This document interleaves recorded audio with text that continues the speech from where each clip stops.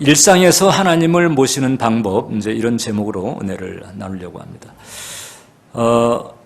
제 생애, 이제 60여 평생, 제 생에 늘 아쉽게 남아있는 게 하나 있어요. 그래서 바로 뭔고하니 그 테니스에 대한 부분입니다. 제가 1990년대 그 런던에서 사역을 하면서 이제 유럽 생활을 한 적이 있었는데, 그 런던은 아시다시피 그 윈블던 그 테니스 시합이 유명하잖아요. 매년 한 6월 정도가 되면 윈블던에서 세계적인 테니스 경기가 열리는데, 마침 런던 순복음교회가 그 윈블던 지역에 있었어요. 그래서 보통 5월서부터 한 7월 되면은 다들 손에 라켓 들고 이제 테니스 치러 다닙니다. 그 윈블던 때문에. 근데 마침 이제 저희 교회에 그 테니스 선수 출신 형제가 이제 들어오게 됐어요. 그래가지고 얘기하다 이제 그 테니스 얘기가 나왔고, 이제 레슨을 제가 받게 됐습니다. 열심히 레슨을 받았어요. 그거는 뭐 한 4개월에서 이제 뜸뜸이 해가지고 한 6개월 정도 이제 받았던 것 같은데, 그래서 뭐 포핸드, 백핸드서부터 나중에 이제 서브 넣는 것까지 해가지고 열심히 테니스를 배웠어요. 서브가 맨 마지막 단계거든요. 이제 그렇게 하고, 이제는 이제 코트에 가서 이제 재밌게 뛰면 되겠다, 이렇게 생각을 했는데, 마침 그때 딱 여의도 교회에서 발령이 났습니다. 조영희 목사님이 자네 좀 들어와서 내 곁에서 이제는 일해라. 이래가지고 이제 런던 순복음교회 마감하고, 그다음에 이제 여의도 본교회로 다시 들어와서 사역을 하게 됐습니다. 얼마나 바빴는지 모릅니다. 그때 런던 담임하다가 이제 여의도 들어오면서 그때 여의도 순복음교회 전도국장도 하고, 그 다음에는 청년국장도 하고, 선교국장도 하고. 사실 여의도 교회가 이제 어떤 세계에서 제일 큰 교회잖아요. 거기에서 그 주요 포스트를 맡으면서 한 몇 년간 바쁘게 뛰다 보니까 라켓 들고 코트 나갈 시간이 없더라고요. 그리고 이제 그게 혼자 나가는 게 아니고 누군가 짝해야 되고, 그 다음에 또 2사람 아니면 4사람이 있어야 되는 그런 경기다 보니까는 그게 안 돼가지고, 그래서 서브까지 다 배워놓고, 그 다음에 그때서부터 코트에 한 번도 못 들어요. 한 3년간. 그래서 그때 잘 쳐보겠다고 새로 라켓 사가지고 들어온 것도 다 썩어서 이제 버리고, 이런 아주 아쉬움이 있습니다. 아쉬움이. 나이가 들어가지고 관절 때문에 이제 테니스 할래도 주변에서 말리는 상황이 되게 됐어요. 그때 제가 그 레슨을 받으면서 느낀 게, 이게 그냥 되는 게 아니고 배워야 되는구나. 그 레슨을 통해서 길을 알 뿐만 아니라 훈련을 또 해야 되는 거예요. 방식을 알고 그 방식대로 몸이 이제 익숙하도록 훈련을 열심히 해야 그 다음에 그 코트에 가서 테니스 게임을 재미있게 할 수가 있고, 그래서 어느 정도 그래도 좀 신바람나게 할 수 있어야 이제 테니스를 조금 안다라고 말할 수 있는 거죠. 아까 그 페데러와 나달의 경기를 여러분들이 보셨는데, 그 뒤에 나오는 그 초보자들, 그러니까 뭐 배우지도 않고 뭐 길이 어떻게 되는지도 모르고 그냥 뭐 라켓 들고 휘두르면 안 되는 거 아니야, 이렇게 나와가지고 코트에 나가서 라켓 휘둘러가지고 어쩌다가 마치 장님 문고리 잡듯 뭐 점수 한번 딸 수 있겠지만은, 배우지 않고 최적의 스윙 없이 그렇게 했다가는 신바람도 안 나고 재미도 없고 지루해서 쉽게 그만둘 수 있죠. 그 수준에서는 테니스의 맛을 봤다라고 할 수가 없는 거예요. 하나님과의 관계도 마찬가지입니다. 신앙생활이 교회만 다니면 되는 게 아니다. 라켓 들고 코트에 출입한다고 그래가지고 테니스의 맛을 봤다고 할 수가 없는 것처럼, 역시 신앙생활도 마찬가지. 교회만 다닌다고 되는 거예요. 교회에 다니면서 예배 드린다고만 되는 게 아닙니다. 교회를 다니면서 예배를 드려야 그 다음 단계로 들어갈 수 있습니다. 그런데 교회만 다니면서 영의 길을 모르는 그런 경우도 상당히 많고, 그 영의 길을 모르게 되면 그럼 교회를 오래 다녀도 사실 신앙생활은 대부분 무기력하게 진행이 되게 됩니다. 하나님을 만난 사람은 어떤 사람이냐? 우리가 살고 있는 이 눈에 보이는 이 세계보다도 훨씬 더 우월한 세계, 어마어마할 정도로, 어떤 헤아릴 수 없을 정도로 어마어마한 다른 세계에 속한 사람이 크리스찬인 줄 믿습니다. 교회라고 하는 것은 이 땅에 사는 사람에게 지금 이 눈에 보이는 물질계 말고 소위 하나님 나라라고 불리우는 그 영원한 그 하나님의 세계가 있음을 소개해 주는 것이고, 교회를 다니는 분들은 어떤 분들이냐? 바로 그 우월한 세계에 속한 그 멤버십을 가지고 있는 사람들이 모인 것이 바로 교회라고 하는 것이죠. 그러니까 우리가 교회를 다니게 되면 적어도 베스트는 뭔고하니, 내가 이 지금 눈에 보이는 이 세계만이 아니고 훨씬 더 우월한 세계에 내가 속했다. 그래서 우리가 뭐 좋은 대학교를 다니더라도 그 배지 자랑스럽게 달고 다니잖아요. 혹은 또 어디 좋은 직장에 다닌다든지, 뭐 아니면은 무슨 뭐 좋은 헬스클럽에 다닌다든지 하게 되면 은근히 자랑을 합니다. 내가 뭐 어디 회원인데, 뭐 나는 뭐 어느 학교 학생인데, 은근히 자랑을 하는 게 이 세상이거든요. 근데 그런 것과는 비교 안 될 정도로 그 어마어마한 그 우월한 그런 세계에 속해 있다고 한다면, 그러면 자부심이 있어야 되는 거죠. 과연 우리는 그런 자부심을 가지고 교회를 다니고 있는가? 그런 자부심이 없다고 한다면 이제 이럴 수 있는 거지요. 그 세계를 맛보지 못한 거지. 그 세계를 맛봤다면 자부심을 가지게 돼 있습니다. 그래서 오늘 시편 기자는 그런 얘기합니다. 너희는 여호와의 선하심을 맛보아 알지어다. 여호와의 선하심을 맛보아 알지어다 그랬습니다. 여호와의 선하심을 맛본다라고 하는 것이 도대체 그럼 무엇일까? 첫 번째, 여호와의 그 선하심, 즉 하나님의 선하심을 맛본다라고 하는 것은 하나님 자체를 실체적으로 체험하는 은혜를 말합니다. 자, 그러니까 지금 이제 이 시편 기자가 여호와의 선하심, 즉 하나님의 선하심을 맛보아 알라라고 하는 거거든요. 이게 바로 이제 신앙의 기본이고 신앙의 가장 중요한 출발점인 거죠. 근데 지금 이 시편 기자는 여호와의 능력을 체험하라, 뭐 여호와의 권세에 대해서 경험하라 이렇게 얘기하지 않고 여호와의 선하심에 대해서 얘기합니다. 그러니까 누군가의 그 선하심에 대해서 얘기한다는 것은 그 누군가의 본성에 대해서 이야기하고 있는 거예요. 그 사람이 하고 있는 일이나 그 사람이 가지고 있는 것에 대한 것이 아니고 그 사람의 본성, 그 사람의 속성 그 자체에 대해서 이야기를 하고 있는 거죠. 그러니까 이 성경 구절에 의하면 신앙의 가장 기본이라고 하는 것은 하나님의 본성, 그 하나님의 하나님됨, 이것을 깊이 체험하는 것, 이것이 가장 중요하다라고 하는 거죠. 그리고 신앙생활에서 이것만 되면 거의 모든 것이 다 해결된다고 말할 수가 있어요. 사도 바울은 이 맛을 본 사람입니다. 이 맛을 딱 보니까 사도 바울은 어떤 형편에도 처할 줄 안다고 그랬어요. 어떤 형편도 능히 감당할 수 있는 거예요. 풍부한 상황 혹은 빈핍한 상황, 배부른 상황, 배고픈 상황, 모든 상황들을 내가 다 감당할 수 있고 다 소화할 수가 있다. 그래서 일체의 비결을 배웠다라고 그랬는데 그 일체의 비결을 어디서 어떻게 그가 얻게 되었는가 하니 바로 하나님을 맛보아 알게 된 거죠.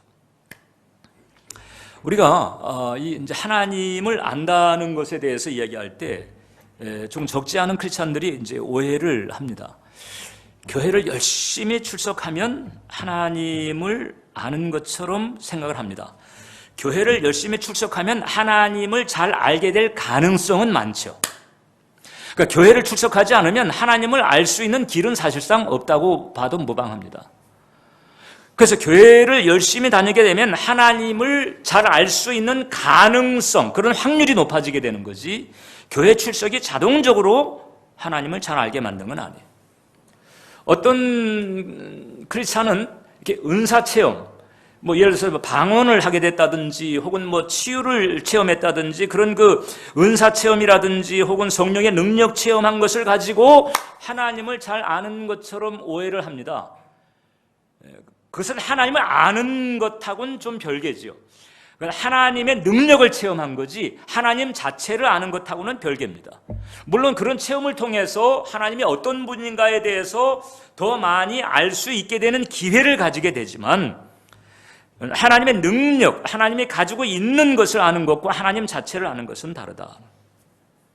우리가 코트에 들어가서 라켓을 들고 후두르면서 어떻게든 볼을 넘길 수는 있지만은, 그러나 아까 우리가 봤던 것처럼 그 초보자 입장에서 그렇게 볼을 넘기는 거하고 저 페데러나 그 나달 같은 선수들이 볼을 넘기는 거하고 수준이 다르거든요.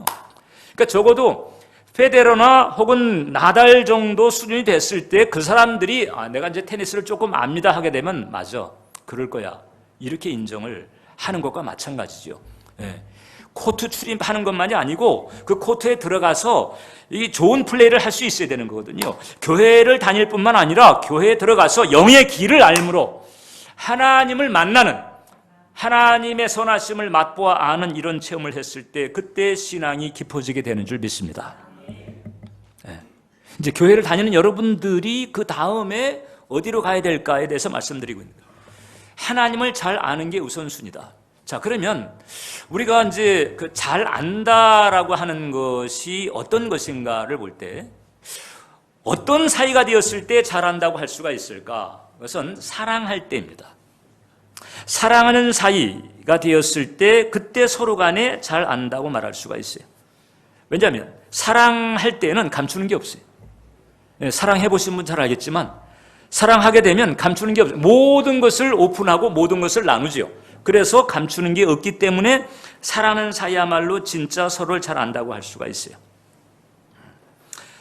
그런 것처럼 하나님과 우리 사이도 마찬가지입니다.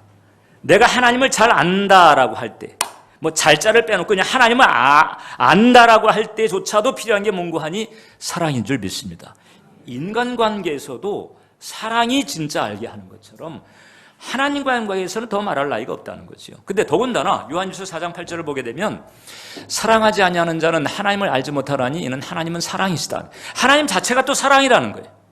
하나님은 선하신데 그분 자체가 또 이 사랑이라는 본질을 지니신 분입니다. 그러니까 사랑이라고 하는 길이 열리지 않게 되면 모르는 것과 같은 거죠. 잘 안다고 할 수가 없어요.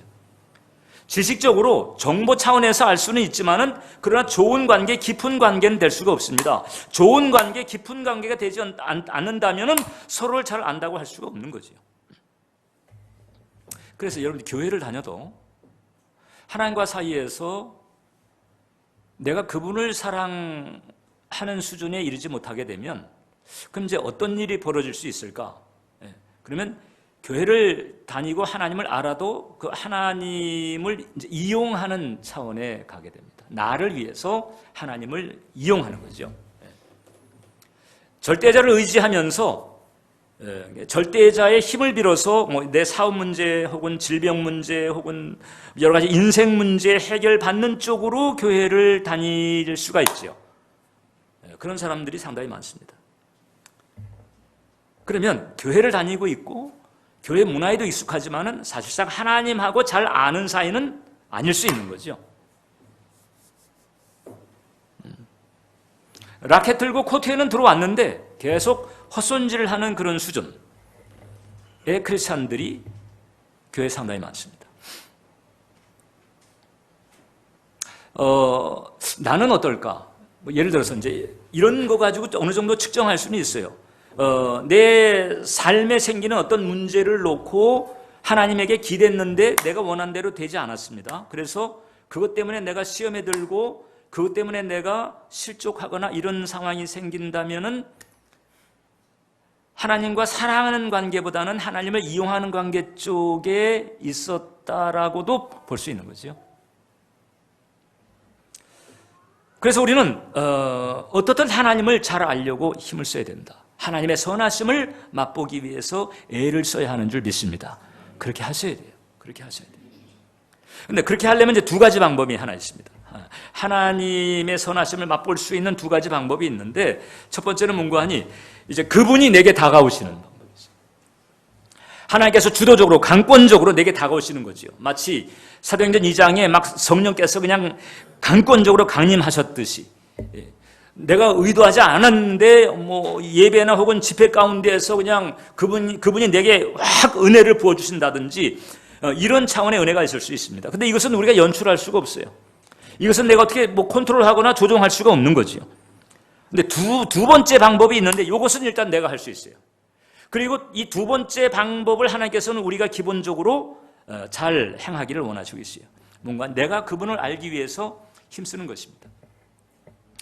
내가 그분을 알기 위해서 힘쓴다. 다시 이제 이 스포츠 비유를 들자면 라켓 들고 코트에 들어가서 그냥 뭐 마구잡이로 후두르는 게 아니고 이래서 이 프로한테도 배우고 그 레슨 선생한테도 배우고 그다음에 책도 보고 어떻게 해야 되는지 길을 알고 그걸 연습하고 이러면서 어떤 그 숙달된 수준에 올라가려고 이렇게 힘을 쓰는 것처럼 교회를 다니면서도 어떤 길이 하나님과 가까워질 수 있는 길인지 또 내가 가까워지려고 하는 그분은 어떤 분인지 여기에 대해서 알기 위해서 힘쓰고 그 영의 길을 가기 위해서 힘쓰는 이것은 내가 할 수 있다는 거지. 그것은 내가 해야 된다. 제일 좋은 방식이 바로 뭔가 하니 하나님에 대해서 그분의 사랑에 대해서 그 영의 길에 대해서 가르쳐주고 있는 이 성경 말씀, 이 성경 말씀을 파고드는 특별히 그 묵상이라고 하는 것이 제일 좋은 방법입니다. 왜냐하면 좋은 신앙이라든지 참된 신앙은 여러분 하나님 말씀에 바탕합니다.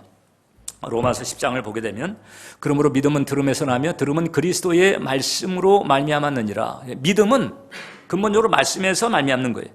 그래서 말씀이 약하면 약한 믿음이고 말씀이 강하면 강한 믿음이고 말씀이 충만하게 되면 충만한 믿음을 가질 수 있습니다. 말씀에 따라서 믿음의 퀄리티, 질이 차이가 나는 거죠. 그래서 묵상 혹은 통독 이런 과정을 통해서 하나님의 말씀을 적극적으로 붙잡으려고 하지 않은 영성은 사실상 허약한 영성이 되기가 쉽습니다. 혹은 잘못된 영성, 허약한 영성이 되기가 쉽다. 그럼 그런 영성 가지고는 세상의 압박 혹은 세상의 미혹 이런 것들을 감당해내기가 쉽지가 않아요. 그래서 두 번째, 그래서 우리는 하나님을 만나는데, 즉 묵상이나 통독과 같이 하나님의 말씀을 붙들면서 그 하나님을 만나는데 시간을 아껴서는 안 된다라고 하는 거예요. 우리 하나님은 시간 밖에 존재하시는 분입니다. 베드로후서 3장을 보게 되면 사랑하는 자들아 주께는 하루가 천년 같고 천년이 하루 같다는 이 한 가지를 잊지 말라 그랬어요. 하루가 천년 같고 천년 하루 같아. 실제로 이 시간 넘어서 계신 분이기 때문에 우리나 과거, 현재, 미래 따지고 지금 얼마나 몇 시간이나 지난 몇 년이나 지났느냐 이거 따지고 있지 하나님은 이 차원을 넘어서는 분이지요. 영원이라고 하는 것은 시간의 길이만 말하는 것이 아닙니다. 이게 질적으로 시간 자체를 넘어서는 그런 차원이 바로 영원인 거거든요. 하나님은 그 세계에 계신 분이죠. 그러니까 지금 우리는 시간 안에 머물러 있는 것이고 하나님은 시간 넘어서 계신 분이고 그 시간 넘어서 존재하시는 그 하나님과 소통하려면 시간 안에 있는 내가 할 수 있는 가장 최적의 방식이 하나님 말씀 앞에 서서 그 말씀을 깊이 묵상하면서 하나님께 집중하는 거죠. 이 하나님과 소통하는 그런 길이 사실 묵상만 있는 것은 아니에요. 기도라든지 예배라든지 이런 것도 하나님을 만날 수 있고 하나님과 소통할 수 있는 분명한 길이 되는 것은 사실인데 근데 적지 않이 이 기도라고 하는 것도 아주 기복적인 기도, 이기적인 기도가 있을 수 있거든요. 하나님께 다가가려고 하기보다는 내게 필요한 것만을 챙기려는 그런 기도가 있을 수 있어요. 예배도 마찬가지입니다. 예배도 그런 마음으로 드리는 예배가 있을 수 있죠. 마치 아빠가 이제 출장 갔다 돌아왔는데 장기 출장 갔다 돌아왔단 말이죠. 그래가지고 집에 딱 들어가서 아빠는 이제 그 아이들 한번 끌어안고 뽀뽀하고 그냥 이렇게 안아주는 마음으로 가득한데 문 열고 딱 들어갔더니 꼬마들이 딱 나와가지고 아빠 얼굴도 안 봐요. 아빠 손부터 먼저 봐. 왜 그럴까요? 선물이죠. 근데 손에 아무것도 없어. 그러니까 그리고 그냥 들어가듯이 그런 마음으로 하나님을 대하려는 그런 기도 예배가 얼마든지 줄 수 있다는 거죠. 그럼 하나님과의 진정한 만남은 힘든 거죠. 그래서 제가 볼 때는 그 하나님의 말씀을 붙드는 묵상이 그나마 그 가운데서 가장 순수하게 우리들을 하나님과 만나게 할 수 있는 길이 된다라고 하네요. 그래서 이를 위해서는 우리가 하나님 앞에 시간을 드려야 돼요. 시간을 드려야 돼요. 그래서 분주함이 죄보다 더 나쁘다는 얘기가 있어요. 죄가 나쁜데 분주함, 바빠요, 시간이 없어서요, 이런 그 분주함이 죄보다 더 나쁘다는 거예요. 왜냐하면 죄는 그 죄 때문에 하나님 앞에 엎드리게라도 합니다. 정이 안 엎드리면은 그냥 경을 치게 해서라도 어쨌든 하나님 앞에 엎드리게 만드는데, 분주함은 아예 하나님 앞에 나아가질 못하게 만들어.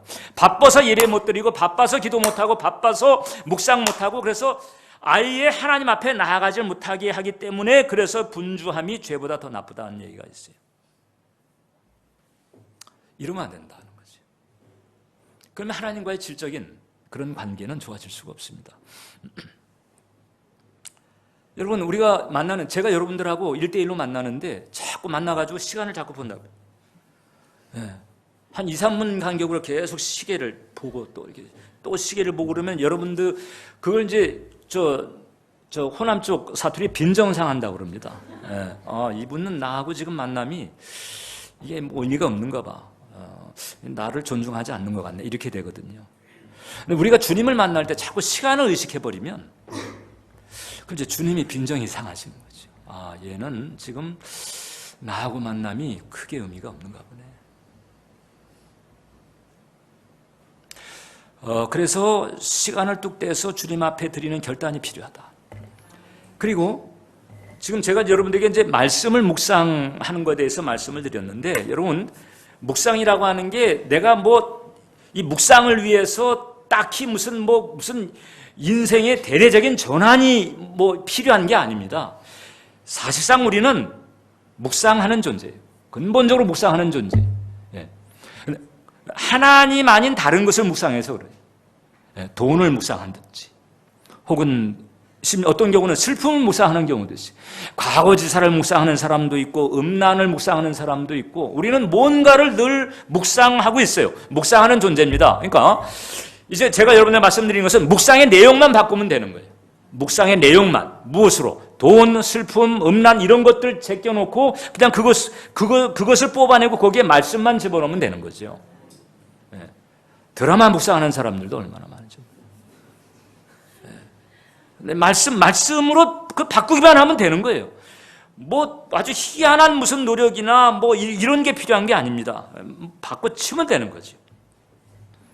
그래서 말씀을 붙들고 그 시간을 주님께 드리는 거죠. 여러분, 시간이라고 하는 것은 나의 소유가 아닙니다. 하나님께서 내게 선물로 주신 거죠. 그래서 묵상하는 시간은 하나님께서 내게 선물로 주신 그 시간을 하나님께 돌려드리는 것과 같다, 이렇게 말할 수가 있어요. 할렐루야. 그래서 2020년도 새해에는 말씀을 붙들고 묵상하는 여러분 되시기를 주님의 이름으로 축원합니다. 영의 길을 찾아가는 거죠. 그래야 하나님의 선하심을 맛볼 수가 있어요. 그런데 이렇게 말씀을 붙들고 묵상을 할 때, 그때 어떤 요령이 필요하냐? 그 14세기에 그 영국의 무지의 구름이라고 하는 유명한 책이 있습니다. 이제 이 무명의 저자인데, 이 수도사가 쓴 책이에요. 그런데 영성하는 사람들은 아주 필수적인 그런 책인데, 여기서 저자는 그런 얘기했습니다. 그분과 함께 있기를 원한다면, 그러니까 요 앞에 이제 여기 구절이 하나 있어요. 그 구름 너머에 도달하여, 구름 너머라고 하는 것은 제가 말씀드린 것처럼 이 시간 안쪽이 아닙니다. 이 썩어질 세상 안쪽이 아니고, 이 세상을 넘어선, 시간의 차원을 넘어선, 즉 영혼의 그 차원에서 하나님과 함께 있기를 원한다면, 당신과 온갖 피조물 사이에, 여러분들 주변에 있는 주변사들, 뭐 이런저런 잡다한 일들, 그런 것들 사이에 망각의 구름을 놓아야 한다. 그래서 전적으로 하나님께만 집중해야 된다. 전적으로 이렇게 하나님께 집중하면서 말씀을 붙들면서 하나님을 의식하려고 하고 하나님의 마음을 헤아리려고 그렇게 하게 되다 보면, 세 번째, 그 묵상하는 그 현재가 하나님을 모시는 시간이 된다. 자, 한 번 더 말씀드리겠습니다. 우리가 예배나 혹은 기도의 자리에 가서 쭉 기도하다가 어떤 은혜 체험을 순간적으로 할 수도 있고 마음이 뜨거워지는 체험을 할 수도 있고 은사가 터질 수도 있고 그렇습니다. 물론 그런 부분도 우리가 하나님을 체험하는 거지만 하나님 본성을 하나님의 그 깊은 중심을 체험하는 이 은혜는 묵상을 통해서 이루어질 확률이 가장 높은데 근데 그 묵상을 하는 그 현재가 다른 그 어떠한 경우보다도 하나님을 모시는 시간이다. 네. 그게 단지 그냥 책 펴놓고 깊이 읽는 것처럼 보이지만은 이 책이 단순한 책이 아니고 하나님의 말씀이고 이 말씀은 말씀만 있는 것이 아니고 그렇게 이 말씀에 집중하는 과정에서 성령께서 역사하시면서 그래서 살아계신 하나님 앞에 서게 만들고 그 하나님을 모시게 하는 시간이 되게 하는 줄 믿습니다. 이게 바로 묵상의 유익이에요. 일상의 상황에서 하나님을 체험하는 축복을 누리게 만드는 거죠.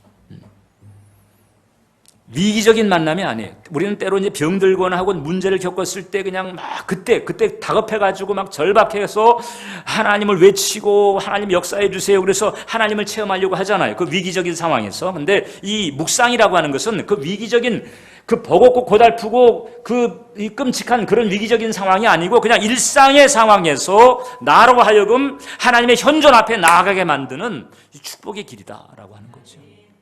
그러니까 이 묵상을 하지 않는 영성은 이제 많이 아쉬운 거죠. 좋은 영성이라고 말할 수가 없어요. 죄송하지만 묵상하지 않는 영성은 이 좋은 영성의 서클에 들어가기가 쉽지가 않다. 왜냐하면 가장 순수하게 하나님의 현존 가운데 들어가서 하나님과 직접적으로 만남을 가지게 만드는 그 은혜가 이 깊은 묵상을 통해서 이루어지기 때문에 C.S. 루이스가 그런 얘기 한 적이 있습니다. 현재는 영혼과 만나는 시점이다. 지금 이 순간에 내가 말씀을 대하면서 말씀을 통해서 하나님을 생각하고 하나님의 마음을 생각하고 내가 어떻게 하면 하나님의 길을 갈까 이렇게 집중하는 이 순간이 영혼과 만나는 시점이고 바로 그 순간이 하나님 앞에 선 순간이고 하나님을 모신 순간이고 하나님과 동행하는 순간인 거죠.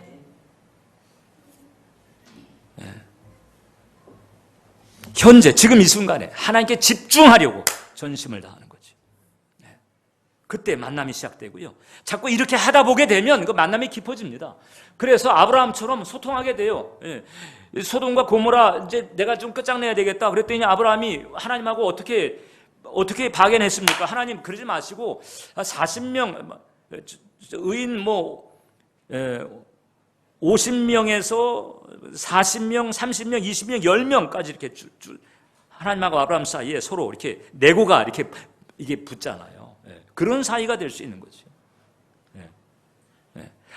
아무것도 안 하고 있다가 어느 날 갑자기 뚝 하고 아브라함처럼 하나님이 대화한 것처럼 그런 수준에 들어갈 수 있는 게 아니고 차근차근히 우리가 묵상하면서 하나님의 현존 앞에 나아가려고 애를 쓸 때 그때 그 과정에서 어느 순간에 하나님께서 당신의 원탁 회의에 우리를 참여하시는 은혜를 얻을 수가 있다. 지금 이 순간 하나님께 집중하는 거죠.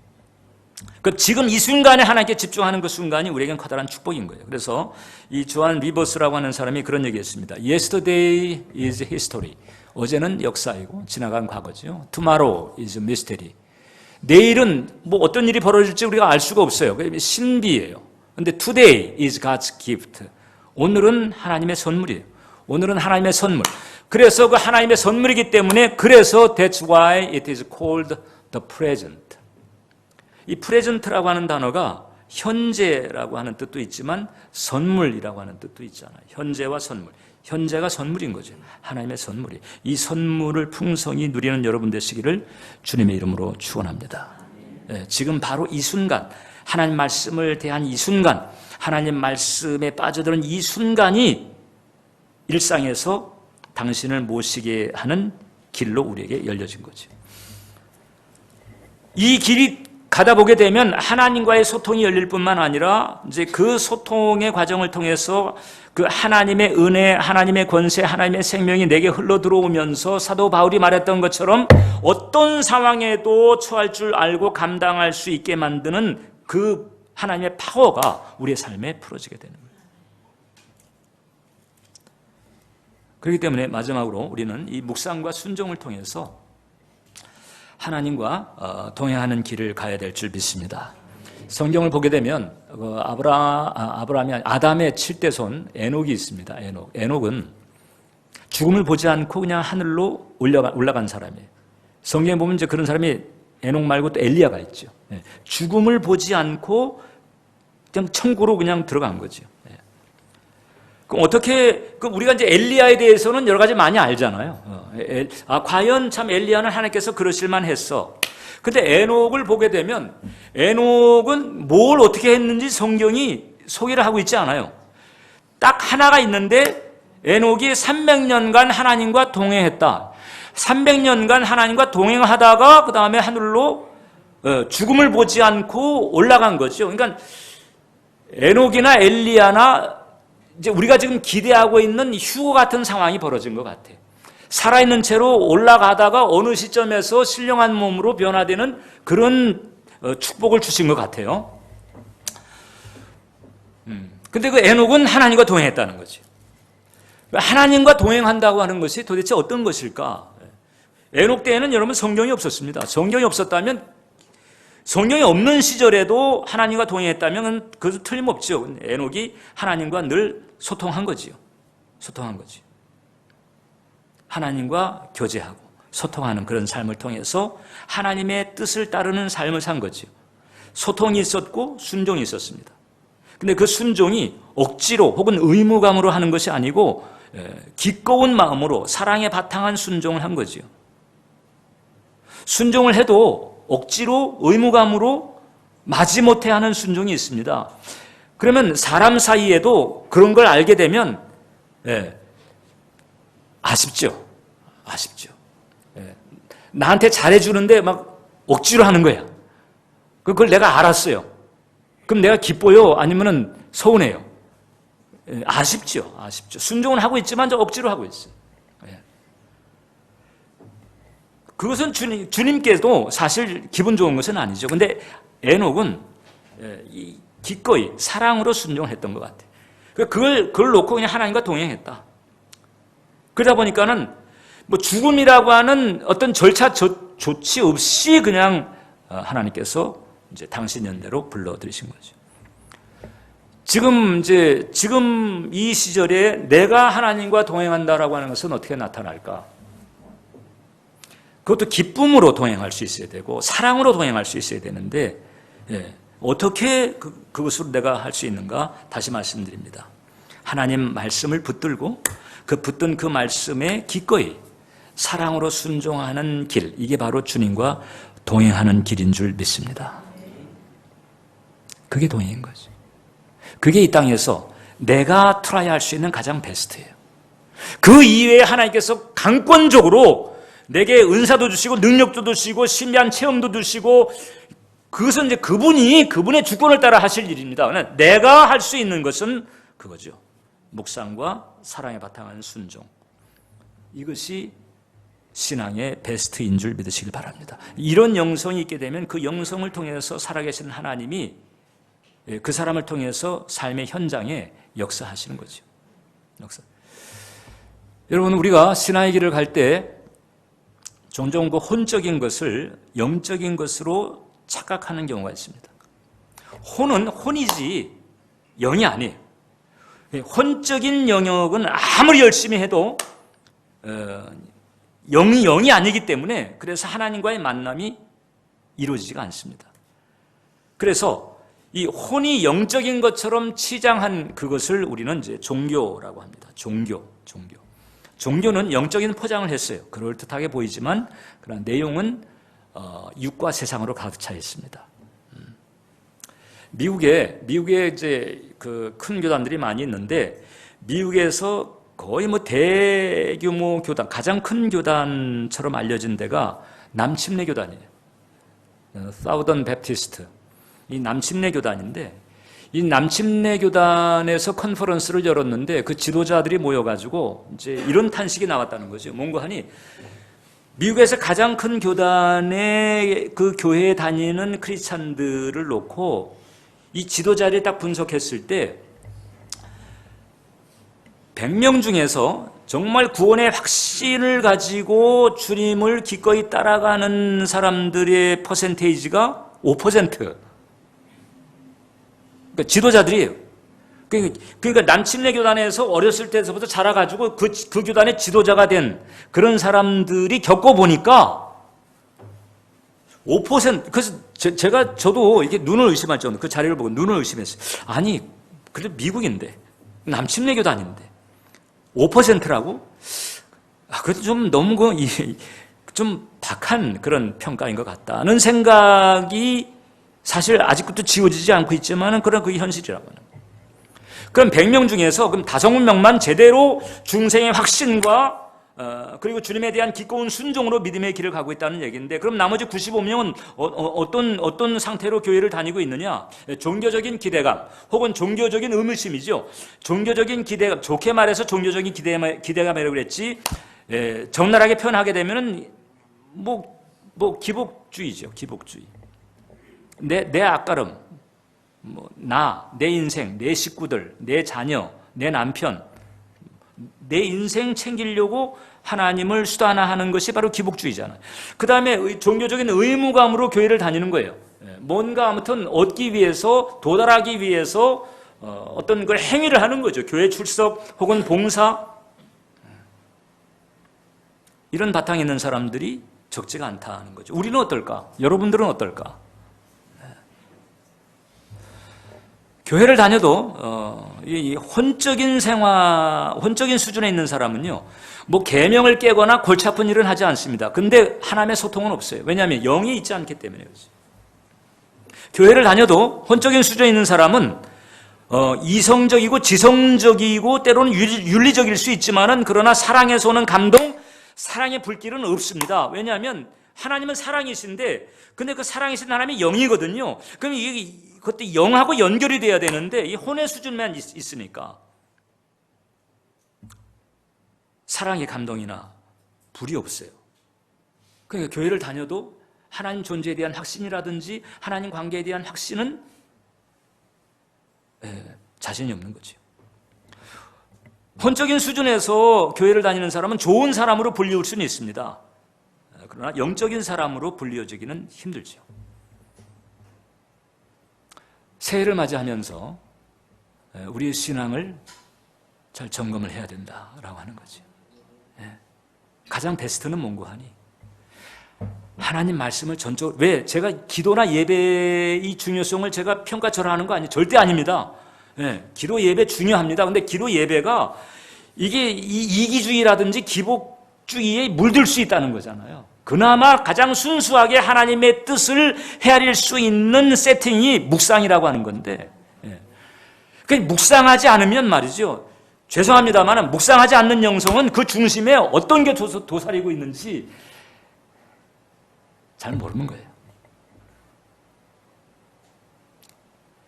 목사님, 저는 묵상하려고 그렇게 애를 쓰거든요. 정말 묵상하고 싶어요, 목사님. 막 하려고도 애를 썼는데, 근데 자꾸 성경책보다는, 하나님 말씀보다는 자꾸 TV가 끌리고, 소설책이 끌리고, 자꾸 취미나 기호 쪽으로 이렇게 끌리고, 왜 그러죠? 그게 이제 그 육신적 성향이 이렇게 세서 그런 거거든요. 세서 그런 거예요. 이걸 어떻게 하나요? 근데 성령께서 그걸 도와주는 거죠.